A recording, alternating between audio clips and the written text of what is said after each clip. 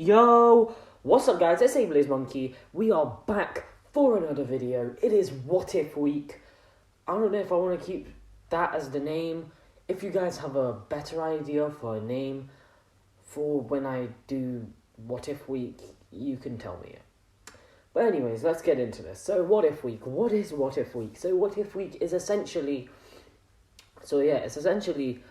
where I don't upload any of my normal anime reviews or manga chapter reviews, and instead all we do is the Dragon Ball What Ifs you all know and love. So here we are, we're doing a new What If, and this one is a big one. Now I've seen a lot of people do this idea with Trunks, but I'm going to be doing it with Cell. Never seen anyone do this, and as I told you guys, all of my ideas in these Dragon Ball What Ifs will most of the time be stuff that you've never seen done before, or spin on something you've already seen done before, which is essentially what this is going to be. So, essentially, as you know, Cell that fights against Gohan Super Saiyan 2 and is the whole Cell saga thing, he is actually the person, he's actually from the future. You may be a bit confused. So let me just quickly explain this to you. So our Cell comes from an alternate timeline. So there's a timeline where Trunks went back to the past, everything happened as normal, but Piccolo never fought Cell. So essentially, Cell was never in that timeline. He never travelled back. So Trunks was able to defeat the androids by using the hyperbolic time chamber, and then he went back to the past. So he went back to the future. That's a good movie. Anyways, he went back to the future only to be killed by Cell. Cell then took Trunks' time machine and he headed to the past, which is where our main timeline is, giving us the events of the Cell saga. So my what if is going to be, what if Cell, after killing Trunks, got in that time machine, and when he was heading back, he had accidentally damaged it. The time machine started making strange noises. Next thing Cell knew, he was travelling all the way back, before Dragon Ball even started. Cell obviously had gone into his larval cocoon form, and so he crawled out of the time machine, burying himself. Cell then came out many years later, and let's begin this What If. Before we start this, I do want to let you guys know it is What If Week, as I said at the beginning of this video. So, I kind of want to change the name of it, but I can't really think of an idea. So yeah, What If Week is just a random week. It comes in at random. You guys will just never expect it, where all I do is make What Ifs for a whole week. There will be probably 4 or 5 What Ifs this week, and there will be nothing but Dragon Ball What Ifs that you all love. So, if you have a better idea for what I should call this series week sort of thing, please leave a comment down below. It would be very appreciated, so I can, see what you guys think. So let's start the story. Cell has time travelled and he's hidden underground in his sort of bug cocoon state, and he comes out. Now, Cell still does what he does in the original and starts going from city to city, absorbing people. Now, Cell is pretty confused because it's a lot more peaceful than he was expecting it to be, considering, he was expecting to he was expecting to sense a lot of energies all flying around that were pretty powerful. However, the strongest energy Cell has sensed is a power level 400, but Cell decided to leave for now. Now, Cell was going through the cities until a sudden, it was night and Cell was leaving a city until nearby him he felt a sudden spike in power. Cell knew that there were people who were stronger than whatever this was, but it was pretty powerful, and it was firing energy beams, which was pretty strange for a human on Earth. Now, Cell was confused. He had expected to find Goku or Vegeta or Piccolo or anybody or Trunks from the future, but he still hadn't seen anyone. He hadn't seen the androids, and Cell was beginning to grow concerned. Now, Cell flew off to go and check out this key, this power level that had shot up instantly. It was a full moon, and Cell arrived only to find a huge Uzaru, yes, a huge monkey, it is a Saiyan. Now Cell was pretty confused. He wondered if maybe this was Gohan, but at this point no one should really have a tail. So he was pretty confused, and he saw an old man. It was Grandpa Gohan, and he was trying to dodge the Uzaru. Yes, Cell has come right at the moment where Grandpa Gohan is killed by Uzaru Goku. However, is Cell going to save Grandpa Gohan? No, he actually is the one who kills Grandpa Gohan.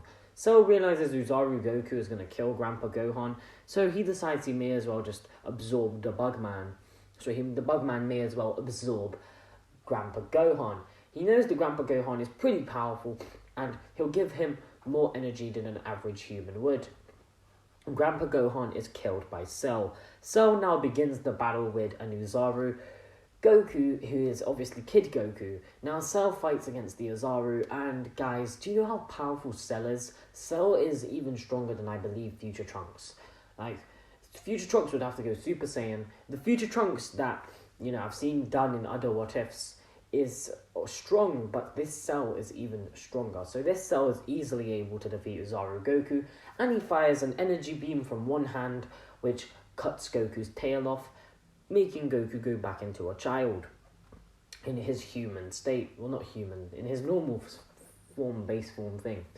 Goku wakes up a couple of hours later, and he's actually not scared of Cell. Now, most people would freak out to seeing Cell. However, Goku lives in the woods, and we've seen him in Dragon Ball Episode 1 and Episode 2, fighting all these different, monsters, and Goku is used to, I feel like seeing these types of monsters, so Goku would be freaked out, but he would get used to it very quickly. Goku would say, well, where's my grandpa? To which Cell would say, oh, he was killed by a monster that came from the moon. Goku said, no. My grandpa said to never look at the moon, or a monster would come. And I guess I must have accidentally looked at it. Oh well. To which Cell said, I am the bio-android Cell. To which Goku said, so, do you know my grandpa? To which Cell said, well, And Goku was very confused. His grandpa was... Cell then looked at Goku and said, I don't know what I should do. It seems I've travelled too far back in the past. Should I absorb Goku? Well, there's no point. His power level is pretty low. I know. I'll team up with Goku, and once he gets Super Saiyan, I'll absorb him. Yes, so Cell is going to team up with Goku, make Goku trust him, and once he's trusted him and Goku grows powerful, like in the original anime, Cell is going to betray Goku, because obviously he is a villain, and that is what he wants. Who knows what's going to happen with Cell? Maybe he'll, be given a change of heart, just some foreshadowing. So Cell then tells Goku, you can call me Mr. Cell. To which Goku says, oh, okay. So, and then Cell puts his hand on Goku's head.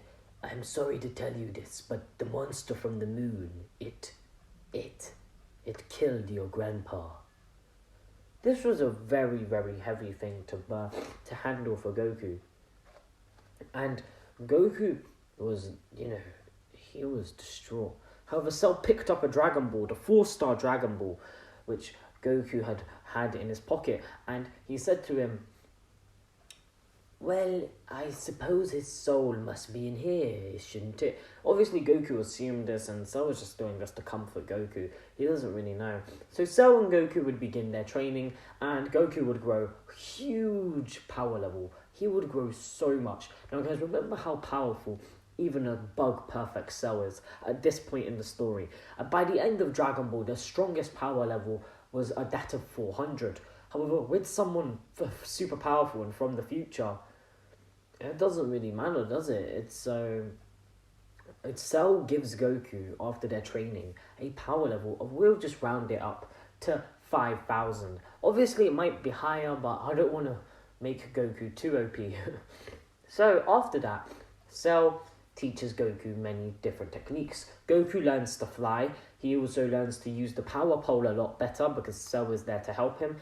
Cell considers absorbing Goku's energy, but he knows that Goku can grow hugely stronger than this. To which Goku continues to train. Cell also teaches Goku the Kamehameha because, of course, he does.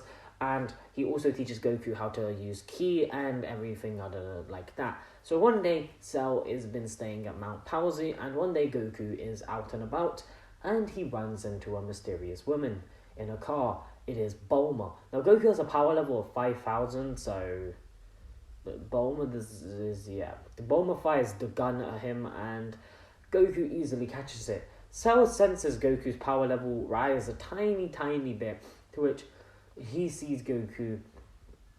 He wonders if Goku might, Cell at this very moment is wondering, like, how is the story going to advance? Like, what happens in Goku's life? How does he meet Vegeta and such? Cell decides to go and check up on Goku to see if he's catching fish, and he sees Goku is with a woman. To which Cell thinks in his head, oh, is this how the story begins, is it? So, he befriends Bulma. Cell lands next to Goku, to which Goku says, oh, hey, Mr. Cell, I just bumped into this random woman on the road. Bulma screams her lungs out, pulling out a gun and starts firing at Cell. The bullets all just bounce off of Cell because he's a Dragon Ball character, guys. Bullets don't hurt Dragon Ball characters. To which Cell is just thinking in his head, how do I earn this one's trust? But he tells her, calm down, young one. Calm down, Bulma.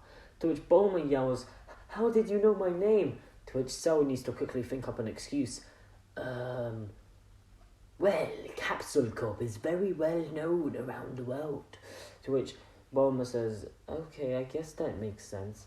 Anyways, I'm just looking for the Dragon Balls. I never thought a monster like you would be guarding them. To which Cell says, a monster? I suppose I am a monster, that is true. I'll tell you, I suppose we can help you gather the Dragon Balls. To which Goku says, but that's Grandpa's soul in there. To which Cell says, well, you will see quite an amazing sight, Kakarot. Goku wants you to use those Dragon Balls. Because yes, this is a Dragon Ball. To which Goku is skeptical, but he'll just believe Mr. Cell. Now, Goku has been living quite a while with Mr. Cell now. It's been quite a bit. And he wholeheartedly trusts Mr. Cell at this point. Mr. Cell was kind of like an uncle to Goku, kind of along that line. And Cell and Goku begin their adventure with Bulma on their way to start collecting more Dragon Balls. And the first place they head to is Master Roshi.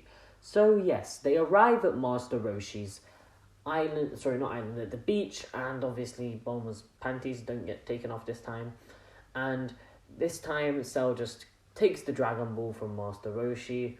You know, Master Roshi refuses to give it, but Cell instantly powers up to like a power level of 1,000, and Master Roshi is just like, oh, wow, I never would have thought that somebody as powerful as you could exist. To which Cell says, well, yes, so will you hand me the Dragon Balls? By the way, the only reason that Bulma is travelling with Goku and Cell is mainly just because they can protect her, and, you know, there are very powerful people guarding Dragon Balls. Now, the events of Dragon Ball would actually just play out generally the same, with them going to Mr. Carrot. They wouldn't really change anything. They still meet Yamcha, but this time Goku just annihilates Yamcha because his power level keeps growing stronger and stronger, and eventually they get to the Pilaf gang, to which that goes pretty easily. But let's cover the Pilaf gang. So everyone gets captured in the Ender Glass box, to which Cell says, I guess I'll break out of here. He covers Goku's eyes because there's a full moon. Goku and Cell easily just fire an energy blast through the glass, and they go out. Now, I know, you might be thinking, oh, shouldn't you cover more of Dragon Ball? But mainly I feel like, guys, things would be the same. For example, with the mountain on fire, the castle on fire, Cell or Goku could easily just fire a Kamehameha and put the fire out. They wouldn't have to call Master Roshi. Another thing that is quite interesting is Cell knows generally what's going to happen, which is pretty interesting towards the story, because Cell doesn't really know what's going to happen up to this point, but he will know what's going to happen up until after the Red Ribbon Army. So Cell is pretty powerful at this point, and the Pilaf gang is really no effort. Pilaf actually does try and make the wish until Cell teleports in front of the dragon. Now, Cell thinks about wishing for the dragon to take him back to the future, but then he realizes that no, he's already befriended Goku. He's going to go through with this plan. Cell plans to wait until Goku defeats Frieza, has Super Saiyan and is powerful, and then he'll betray Goku and easily absorb the androids. But then Cell thinks he could make things a lot better. For example, he could tell Dr. Gero of everything that's going to happen. Now, I think that's where we're going to end this part for now, because Cell looks up at the dragon and he says to the dragon, "Go away." To which Pilaf looks at him shocked. The dragon then splits, diversing into multiple different points, to which Cell says to Goku that they're going to go train with Master Roshi. Master Roshi then says, "Well, you see, you're both many times stronger than me, so..." To which Cell says, "That is no issue. I simply wish to use your place as a training ground." To which Krillin then arrives. And that's where we're going to really end this part off now. So what did you guys think? Did you enjoy this What If? I hope you did, and thanks for watching. Leave a like and comment down below if you did. Subscribe, and I hope you all enjoyed the video of What If Cell went too far back in time. Latest.